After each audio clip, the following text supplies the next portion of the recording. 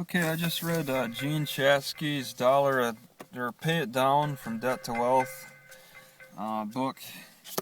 It's a picture of what she looks like. She puts out YouTube videos. She does interviews. Still, there's a few that are a year old.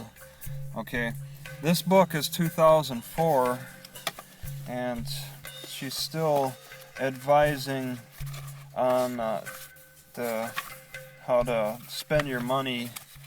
Copyright, as you can see, 2004. So she's seeing the change in the economy and stuff with the housing market crash. You could get updates on her opinion on maybe her website too, on YouTube, just what she thinks about things. But here, I mean, this book seems largely based on someone who's making money. I'm making zero. So, she does give a little advice for people who are not making money by cutting back on everything. So I've cut back on my phone because I have none. I haven't had a phone for years. Cut back on groceries, living on food stamps, and I think I can make well within $189, or just within $189 per month. Just basic addictions to shopping. I don't really have. I used to kind of. I was always curious about little things here and there, but I'm not doing that as much. They call it retail therapy. It's on 189 or 108, and there's another word for it that the scientists prefer to use: compensatory consumption. That's for the academic circles. She talks about credit scores, how you should check because people can steal your identity. And you want to haggle with these credit people too. If your credit card is you're falling behind, so you can call them and ask for a lower interest rate. Just tell them about the hardship. She said it takes longer to find work now than it did in the 1950s. So that's working against us.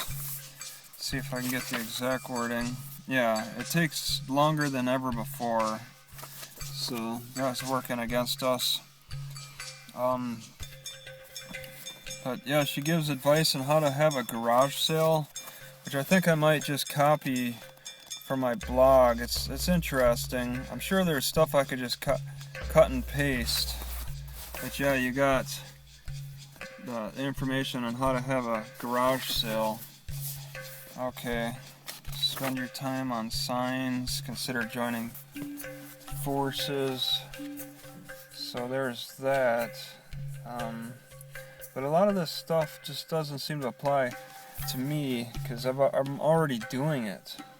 It's people who are just clueless about their TV bills and phone bills and car payments and mortgage rates, and asking for a lower interest.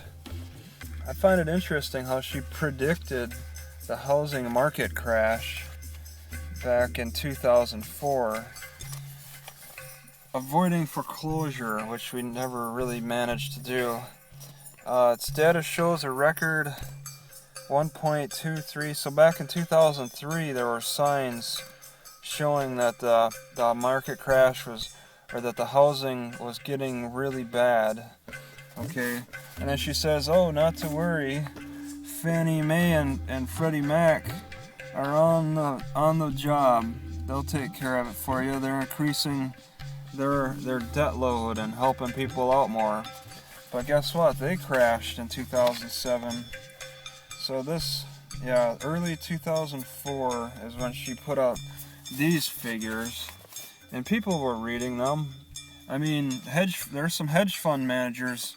There's some books out there talking about how these hedge fund managers bet against the market and bet that the housing market would crash, and they made millions.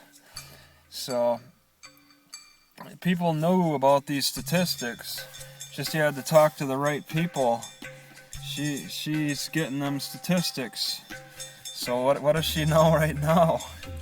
That's what I'd be curious about. But I mean, is this glaring? Is this information glaring? It's hard to say. But it's a pretty good book still for the time frame.